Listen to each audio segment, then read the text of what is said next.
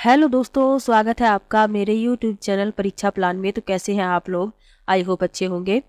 तो जैसा कि आप लोगों को पता है कि सीडीपी के प्रीवियस ईयर के क्वेश्चन मैं सॉल्व करवा रही हूँ पेपर फर्स्ट के। तो ये जो पेपर है ये फरवरी 2016 वाला पेपर है। तो इसमें जो सीडीपी के क्वेश्चन है उनको मैं सॉल्व करवाऊंगी। तो चलिए वीडियो को शुरू करते हैं। वीडियो देखने के बाद यदि आपको अच्छा लगे तो वीडियो को लाइक और शेयर कीजिएगा, और यदि आप चैनल पर नए हैं तो चैनल को सब्सक्राइब कर लीजिए। तो चलिए शुरू करते हैं। पहला प्रश्न लिखा है, भारत में अधिकांश कक्षाएं बहुभाषी होती हैं और इसे शिक्षक द्वारा के रूप में देखा जाना चाहिए। फिल करना है इसमें।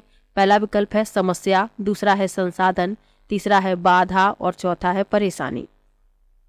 तो भारत में अधिकांश जो कक्षाएं हैं वह बहुभाषी हैं, क्योंकि जो बच्चे हैं वह विभिन्न क्षेत्रों से आते हैं तो उनकी भाषाएं भी अलग अलग होती हैं। तो बहुभाषी कक्षाएं होती हैं तो शिक्षक को क्या करना चाहिए, इसे संसाधन के रूप में देखा जाना चाहिए। दूसरा विकल्प इसमें सही हो जाएगा।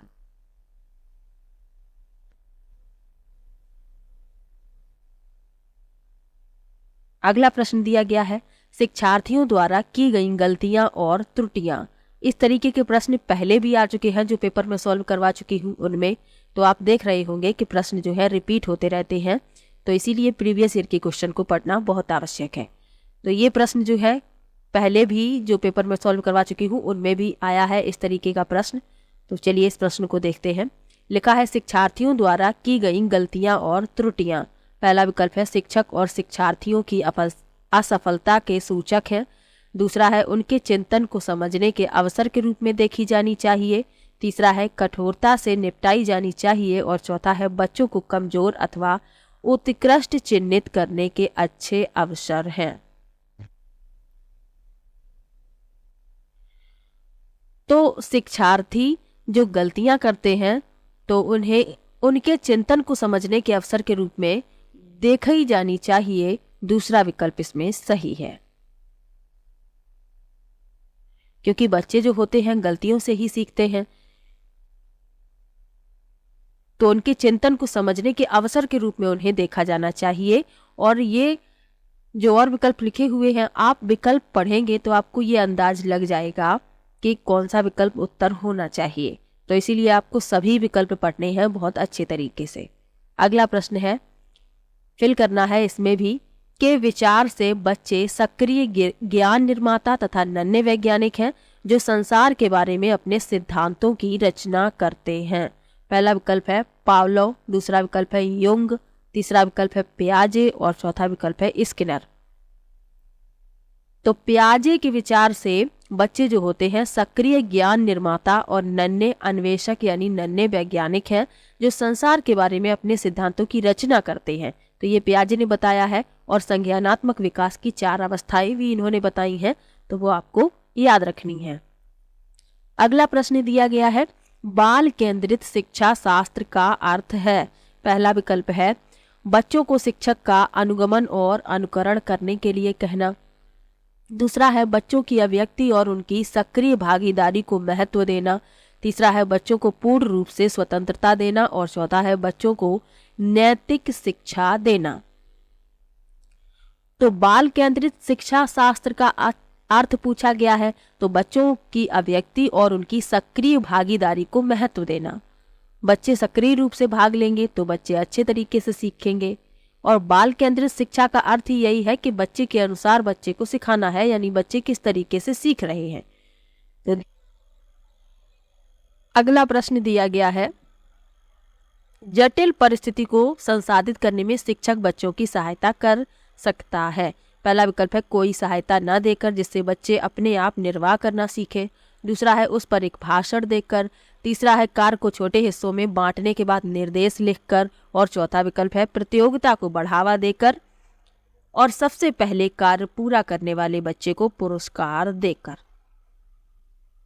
तो शिक्षक की भूमिका क्या है? शिक्षक जो है सुगम करता होता है, ये आपको याद रखना है। तो जटिल परिस्थिति को संसाधित करने में शिक्षक बच्चे की किस प्रकार से सहायता कर सकता है? कार्य को छोटे हिस्सों में बांटने के बाद निर्देश लिखकर। तीसरा विकल्प इस प्रश्न का उत्तर हो जाएगा। पीडीएफ जो है इसी प्रकार की मुझे उपलब्ध हो पाई थी, ये तिरछी छपी हुई है थोड़ी, तो आप लोग परेशान ना हो। मैं सभी विकल्प इसीलिए बोलती हूँ कि आप लोगों को कोई भी परेशानी ना हो। अगला प्रश्न है, शिक्षार्थियों से यह अपेक्षा करना कि विज्ञान को उसी रूप में पुनः प्रस्तुत कर देंगे जिस रूप में उन्होंने उसे ग्रहण किया है। पहला विकल्प है एक प्रभावी आकलन युक्ति है, दूसरा है समस्यात्मक है क्योंकि व्यक्ति अनुभवों की व्याख्या करते हैं और ज्ञान को ज्यों का त्यों पुनः उत्पादित नहीं करते। तीसरा विकल्प है अच्छा है क्योंकि जो भी हमारे मन में है हम उसे रिकॉर्ड करने लगते हैं, और चौथा है अच्छा है क्योंकि यह शिक्षक के लिए आकलन में सरल है।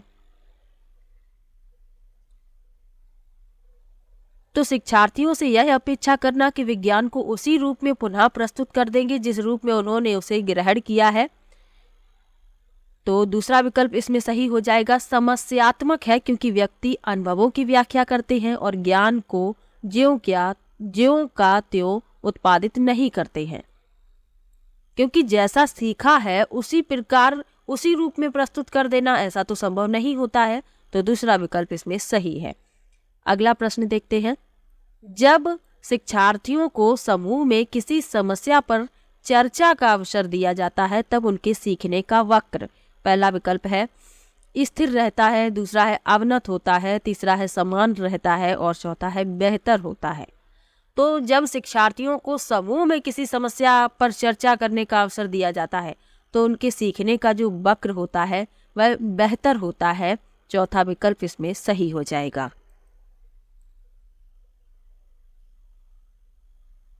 तो अधिगम जो वक्र है किसी विशेष परिस्थिति में अधिगम कैसे होता है का एक ग्राफिक चित्रण होता है और इसके चरण भी होते हैं, 3 चरण होते हैं इसमें। अगला प्रश्न देखते हैं, विकास की गति एक व्यक्ति से दूसरे में भिन्न होती है किंतु यह एक नमूने का अनुगमन करती है। पहला विकल्प है अव्यवस्थित, दूसरा है अप्रत्याशित, तीसरा है क्रमबद्ध और व्यवस्थित और चौथा है एड़ी से चोटी।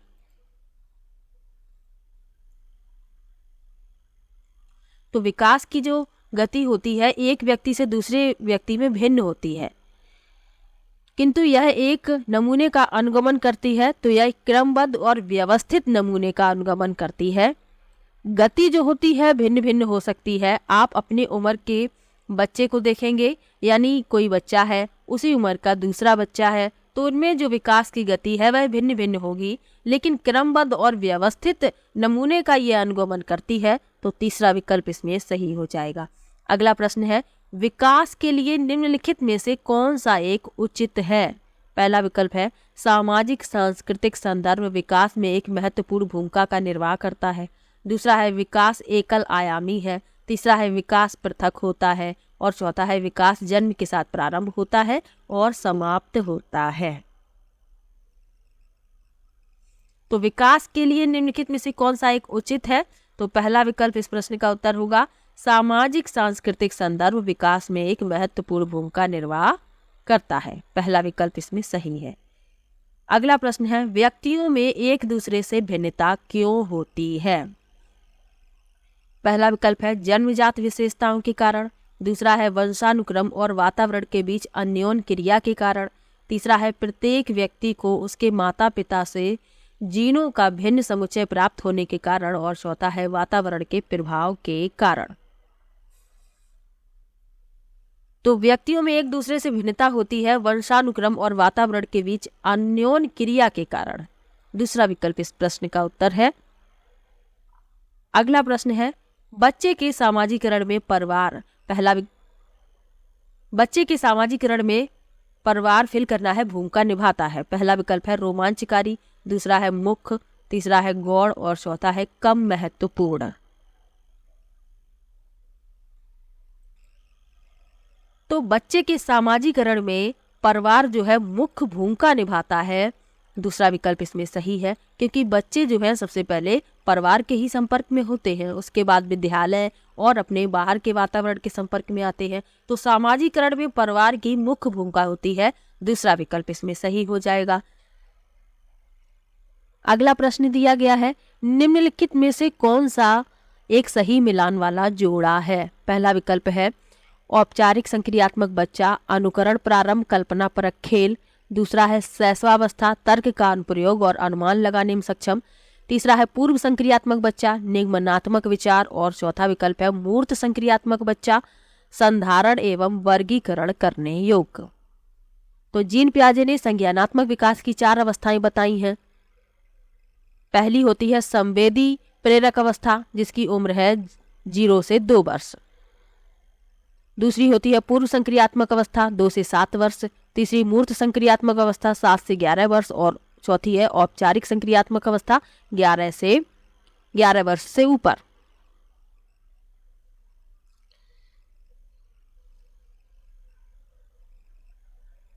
तो इसमें जो सही मिला हुआ है जोड़ा वह बताना है। पहले में लिखा है औपचारिक संक्रियात्मक बच्चा, अनुकरण प्रारंभ, कल्पना परक खेल। तो इस अवस्था में विचारों के बारे में अलग अलग और लचीले तरीके शामिल होते हैं और बच्चे जो हैं व्यवस्थित तरीके से सोचने लगते हैं। तो ये एक तो गलत है क्योंकि इसमें लिखा है कल्पना परक खेल। दूसरी अवस्था में लिखा हुआ है शैशवावस्था, तर्क का अनुप्रयोग और अनुमान लगाने में सक्षम। तो शैशव काल में बच्चा कैसे तर्क का अनुप्रयोग कर पाएगा, अनुमान लगा पाएगा? शैशवावस्था की उम्र ही 0 से 2 वर्ष होती है, तो ये भी गलत हो गया। तीसरा लिखा है पूर्व संक्रियात्मक बच्चा, निगमनात्मक विचार। तो पूर्व संक्रियात्मक अवस्था की उम्र कितनी होती है? 2 से 7 वर्ष, और उसमें बच्चा निगमनात्मक विचार नहीं करता है। तीसरा विकल्प ही गलत हो गया। चौथा विकल्प इसमें सही है मूर्त संक्रियात्मक बच्चा, संधारण एवं वर्गीकरण करने योग्य। मूर्त संक्रियात्मक अवस्था की उम्र कितनी होती है? 7 से 11 वर्ष, और इस उम्र में बच्चा संधारण और वर्गीकरण करने योग्य हो जाता है। तो चौथा विकल्प इस प्रश्न का उत्तर हो जाएगा। अगला प्रश्न दिया गया है, एक बच्ची कहती है धूप में कपड़े जल्दी सूख जाते हैं, वह फिल करना है की समझ को प्रदर्शित कर रही है। पहला विकल्प है अहम केंद्रित चिंतन। दूसरा है कारण और प्रभाव या कार्य और कारण। तीसरा विकल्प है विपर्यय चिंतन। और चौथा है प्रतीकात्मक विचार। तो बच्ची क्या कह रही है कि धूप में कपड़े जल्दी सूख जाते हैं, तो वह कार्य और कारण की समझ को प्रदर्शित कर रही है। दूसरा विकल्प इस प्रश्न का उत्तर हो जाएगा। अगला प्रश्न दिया गया है, पियाजे के अनुसार बच्चों का चिंतन वयस्कों से फिल करना है यहाँ पर में भिन्न होता है बजाय के। पहला विकल्प है आकार, मूर्त, परकता। दूसरा है प्रकार, मात्रा। तीसरा है आकार किस्म। और चौथा है मात्रा, प्रकार। तो पियाजे के अनुसार बच्चों का जो चिंतन है वयस्कों से मात्रा में भिन्न होता है बजाय प्रकार के। तो चौथा विकल्प इस प्रश्न का उत्तर हो जाएगा। अगला प्रश्न दिया गया है, निम्नलिखित में से कौन सा एक आधारभूत सहायता का उदाहरण है? पहला विकल्प है शिक्षार्थियों को प्रेरित करने वाले भाषण देना। दूसरा है प्रश्न पूछने को बढ़ावा दिए बिना स्पष्टीकरण देना। तीसरा है मूर्त और अमूर्त दोनों प्रकार के उपहार देना। और चौथा है अनुबोधन और संकेत देना तथा नाजुक स्थितियों पर प्रश्न पूछना। तो आधारभूत सहायता का उदाहरण पूछा गया है। चौथा विकल्प इसमें सही होगा, अनुबोधन यानी कि प्रोत्साहन और संकेत देना तथा नाजुक स्थितियों पर प्रश्न पूछना। चौथा विकल्प इस प्रश्न का उत्तर हो जाएगा, नाजुक यानी कि महत्वपूर्ण बिंदुओं पर। अगला प्रश्न है, वाइगोत्स्की के अनुसार बच्चे सीखते हैं। पहला विकल्प है परिपक्व होने से। दूसरा विकल्प है अनुकरण से। तीसरा विकल्प है वयस्कों और समवयस्कों के साथ परस्पर क्रिया से। और चौथा विकल्प है जब पुनर्बलन प्रदान किया जाता है। तो वाइगोत्स्की ने बताया है कि बच्चे जो हैं वयस्कों और समवयस्कों के साथ परस्पर अंतःक्रिया से सीखते हैं। तो तीसरा विकल्प इस प्रश्न का उत्तर हो जाएगा। अगला प्रश्न है, कोलबर्ग ने प्रस्तुत किए हैं। पहला विकल्प है शारीरिक विकास के चरण। दूसरा है संवेगात्मक विकास के चरण। तीसरा है नैतिक विकास के चरण। और चौथा विकल्प है संज्ञानात्मक विकास के चरण।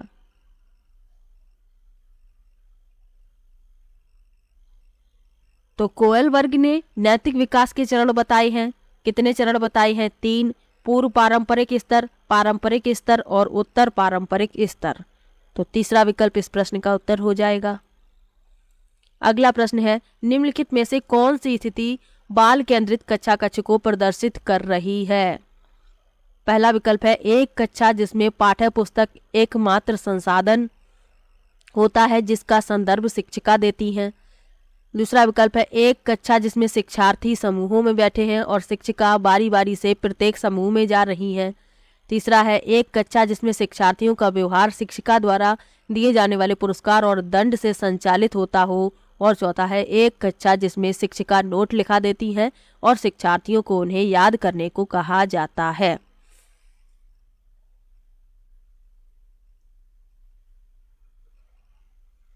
तो बाल केंद्रित कक्षा कक्ष कौन सी स्थिति प्रदर्शित कर रही है? तो आपको कुछ ट्रिक याद रखनी है। जैसे विकल्प में याद करने वाला हो, रटने वाला हो, उसे पहले ही काट दीजिए। जैसे इसमें लिखा है याद करना, रटना, ऐसे विकल्प प्रश्न के उत्तर कभी नहीं होते हैं। दंड वाला जो विकल्प हो उसको भी काट दीजिए। उसके बाद बाल केंद्रित शिक्षा के बारे में पूछा गया है तो दूसरा विकल्प इसमें सही हो जाएगा। एक कक्षा जिसमें शिक्षार्थी समूहों में बैठे हैं और शिक्षिका बारी बारी से प्रत्येक समूह में जा रही हैं, दूसरा विकल्प इसमें सही हो जाएगा। कुछ ट्रिक आपको ऐसी ही याद कर लेनी है, जैसे रटने वाले हैं, दंड वाले हैं, समूहों में वर्गीकरण करना, पुरस्कार देना, ये सब क्या है प्रश्न के उत्तर नहीं होते हैं। और बाल केंद्रित शिक्षा के बारे में इसमें पूछा गया है और पहले विकल्प में लिखा है कि शिक्षिका जो है संदर्भ देती है, पाठ्य पुस्तक एकमात्र संसाधन है, तो ये तो विकल्प होगा नहीं क्योंकि इसमें संदर्भ शिक्षिका दे रही हैं। बाल केंद्रित कक्षा कक्ष के बारे में पूछा गया है तो इसीलिए पहला विकल्प भी उत्तर नहीं होगा, दूसरा विकल्प इस प्रश्न का उत्तर हो जाएगा। अगला प्रश्न है बुद्धि है। पहला विकल्प है एक अकेला और जाति विचार, दूसरा है दूसरों के अनुकरण करने की योग्यता, तीसरा है एक विशिष्ट योग्यता और चौथा विकल्प है सामर्थ्यों का एक समुच्चय। तो बुद्धि जो है सामर्थ्यों का एक समुच्चय है, चौथा विकल्प इस प्रश्न का उत्तर हो जाएगा क्योंकि बुद्धि जो है कई क्षमताओं का एक साथ समावेश होता है। यह आने वाली सूचनाओं को समझने और इससे बाहर निकलने की क्षमता है, तो चौथा विकल्प इस प्रश्न का उत्तर होगा। अगला प्रश्न है भाषा विकास के लिए प्रारंभिक बचपन काल है। पहला विकल्प है अमहत्वपूर्ण, दूसरा विकल्प है अति संवेदनशील, तीसरा है निरपेक्ष और चौथा है कम महत्वपूर्ण। तो भाषा विकास के लिए प्रारंभिक बचपन काल जो है अति संवेदनशील है, सेंसिटिव है, दूसरा विकल्प इस प्रश्न का उत्तर हो जाएगा। बाल्यावस्था जो है मानव जीवन काल की जन्म से लेकर युवा अवस्था की अवधि को दर्शाता है और इसमें कई विकासात्मक अवस्थाएं होती हैं और प्रारंभिक बाल्यावस्था उनमें से एक है। तो प्रारंभिक बचपन काल के बारे में पूछा गया है तो अति संवेदनशील है, दूसरा विकल्प इसमें सही हो जाएगा। अगला प्रश्न है एक सह शिक्षा कक्षा में लड़कों से शिक्षक यह कहता है लड़के बनो और लड़कियों जैसा व्यवहार मत करो, यह टिप्पणी, पहला विकल्प है लड़के लड़कियों के साथ व्यवहार का एक अच्छा उदाहरण है, दूसरा है लड़के लड़कियों में भेदभाव की रूढ़िबद्ध धारणा प्रकट करता है, तीसरा है लड़कियों पर लड़कों की जीव वैज्ञानिक महत्ता को उजागर करता है और चौथा है जाति भेदभाव का परिचायक है।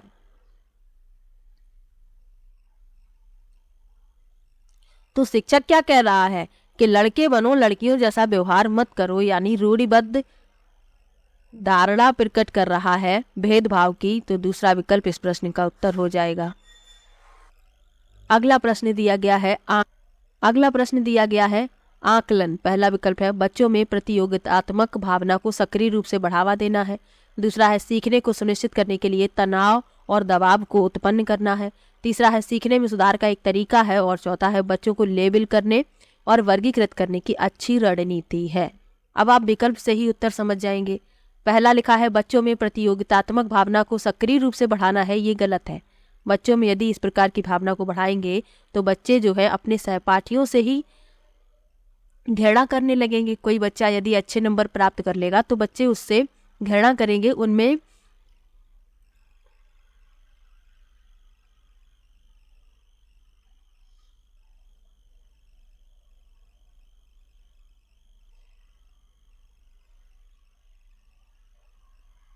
अगला प्रश्न दिया गया है आकलन। पहला विकल्प है बच्चों में प्रतियोगितात्मक भावना को सक्रिय रूप से बढ़ावा देना है। दूसरा है सीखने को सुनिश्चित करने के लिए तनाव और दबाव को उत्पन्न करना है। तीसरा है सीखने में सुधार का एक तरीका है। और चौथा है बच्चों को लेबल करने यानी नाम देने और वर्गीकृत करने की अच्छी रणनीति है। तो पहला लिखा है कि बच्चों में प्रतियोगितात्मक भावना को सक्रिय रूप से बढ़ाना है, ये गलत है। बच्चों में प्रतियोगितात्मक भावना को सक्रिय रूप से बढ़ावा नहीं देना है।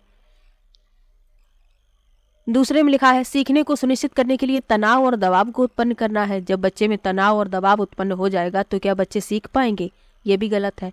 बच्चों को लेबल करने और वर्गीकृत करने, वर्गीकृत तो करना ही नहीं है, ये मैंने पहले भी आपको बताया है। तो तीसरा विकल्प इसमें सही हो जाएगा, सीखने में सुधार का एक तरीका है। अगला प्रश्न है निम्नलिखित में से कौन सा कथन समावेशन का सबसे अच्छा वर्णन करता है? पहला विकल्प लिखा है यह एक विश्वास है कि कुछ बच्चे कभी कुछ सीख ही नहीं सकते। दूसरा है यह एक दर्शन है कि सभी बच्चों को नियमित विद्यालय प्रणाली में समान शिक्षा प्राप्त करने का अधिकार है। तीसरा है यह एक दर्शन है कि विशेष बच्चे ईश्वर के विशेष उपहार हैं। और चौथा है यह एक विश्वास है कि बच्चों को अपनी योग्यताओं के अनुसार अलग किया जाना चाहिए। तो समावेशन का सबसे अच्छा वर्णन है कि यह एक दर्शन है कि सभी बच्चों को नियमित विद्यालय प्रणाली में समान शिक्षा प्राप्त करने का अधिकार है, यानी सभी को समान रूप से शिक्षित करना। दूसरा विकल्प इस प्रश्न का उत्तर हो जाएगा। अगला प्रश्न है वंचित वर्ग की पृष्ठभूमि के बच्चों को शिक्षा प्रदान करने के लिए शिक्षक को चाहिए कि? पहला विकल्प है उनके बारे में अधिक जानकारी जुटाने का प्रयास करें और उन्हें कक्षा में होने वाली चर्चा में शामिल करें। दूसरा है उन्हें कक्षा में अलग बिठाएं। तीसरा है उन पर ध्यान ना दें क्योंकि वे दूसरे शिक्षार्थियों के साथ अंतःक्रिया नहीं कर सकते। और चौथा है उन्हें बहुत सा लिखित कार्य दें। तो विकल्प पढ़ने से ही आपको उत्तर पता चल रहा होगा। उन्हें कक्षा में अलग बिठाएंगे, बच्चे में हीन भावना उत्पन्न होगी और कभी भी कुछ भी नहीं सीख पाएंगे। उन पर ध्यान ना दें, ये भी गलत है क्योंकि शिक्षक का क्या कर्तव्य है कि सभी बच्चों को सीखने के समान अवसर उन्हें देने हैं और सभी पर ध्यान देना है, तो ये भी गलत हो गया। उन्हें बहुत सा लिखित कार्य दें, ये तीनों ही गलत है। पहला विकल्प इस प्रश्न का उत्तर हो जाएगा। उनके बारे में अधिक जानकारी जुटाने का प्रयास करें और उन्हें कक्षा में होने वाली चर्चा में शामिल करें। अगला प्रश्न है निम्नलिखित में से कौन सा व्यवहार बच्चे की अधिगम निर्योग्यता की पहचान करता है? पहला विकल्प है अपमानजनक व्यवहार। दूसरा है बी को डी, वाज को सा, 21 को 12 लिखना। तीसरा है कम अवधान विस्तार और उच्च शारीरिक गतिविधि। और चौथा है मनोभाव का जल्दी जल्दी बदलना। तो दूसरा विकल्प इसमें सही है, बी को डी, वाज को सा, 21 को 12 लिखना। ये अधिगम निर्योग्यता को प्रदर्शित करता है। और किस अधिगम निर्योग्यता को? डिसलेक्सिया को। तो दूसरा विकल्प इस प्रश्न का उत्तर हो जाएगा। अगला प्रश्न है एक बच्चा जो आंशिक रूप से देख सकता है। पहला विकल्प है उसे शिक्षा नहीं देनी चाहिए क्योंकि वह उसके किसी काम नहीं आएगी। दूसरा है उसे अलग संस्थान में डालने की आवश्यकता है। तीसरा है विशेष प्रावधान करते हुए उसे नियमित विद्यालय में रखना चाहिए। और चौथा है बिना किसी विशेष प्रावधान के उसे नियमित विद्यालय में डालना चाहिए। आंशिक रूप से देख सकता है बच्चा, यानी बिल्कुल ही दृष्टिहीन नहीं है। बच्चे को आंशिक रूप से दिखता है तो विशेष प्रावधान करते हुए उसे नियमित विद्यालय में रखना चाहिए। तीसरा विकल्प इस प्रश्न का उत्तर हो जाएगा। अगला प्रश्न है सीखना संवेगों से क्षीण संबंध रखता है। दूसरा है सीखने वालों के संवेगों से स्वतंत्र है। तीसरा है सीखने वाले के संवेगों से प्रभावित होता है। और चौथा विकल्प है सीखने वाले के संवेगों से प्रभावित नहीं होता। तो सीखना जो है सीखने वाले के यानी अधिगमकर्ता के संवेगों से प्रभावित होता है। तीसरा विकल्प इस प्रश्न का उत्तर हो जाएगा। अगला प्रश्न है अपने चिंतन में अवधारणात्मक परिवर्तन लाने हेतु शिक्षार्थियों को सक्षम बनाने के लिए शिक्षिका को। पहला विकल्प है बच्चों को स्वयं चिंतन करने के लिए हतोत्साहित करना चाहिए और उससे कहना चाहिए कि वे शिक्षिका को सुने, उसका अनुपालन करें। दूसरा विकल्प है व्याख्यान के रूप में व्याख्या प्रस्तुत करनी चाहिए। तीसरा है स्पष्ट और आश्वस्त करने वाली व्याख्या देनी चाहिए तथा शिक्षार्थियों के साथ चर्चा करनी चाहिए।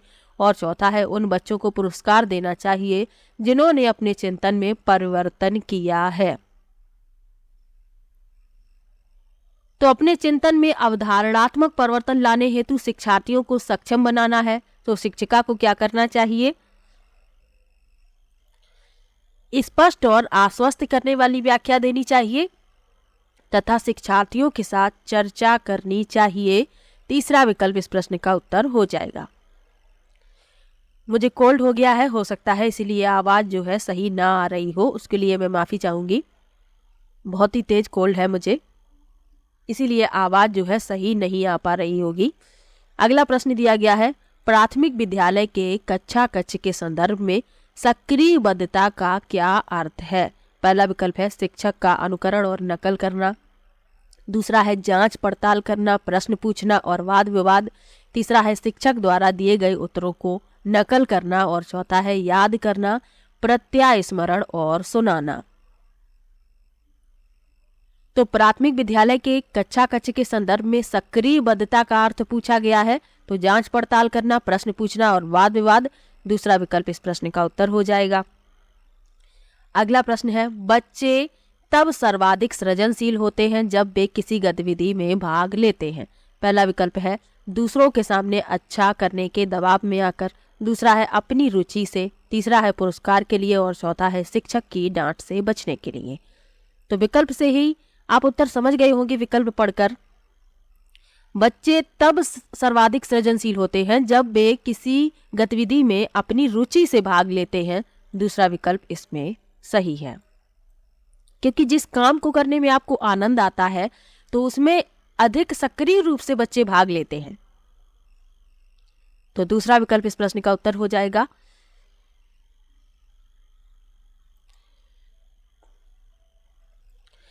तो ये जो पेपर था ये फरवरी 2016 वाला था। किसी भी प्रश्न में आपको डाउट हो तो आप कमेंट बॉक्स में जरूर लिखिएगा। मिलते हैं नेक्स्ट वीडियो में, तब तक के लिए बाय बाय।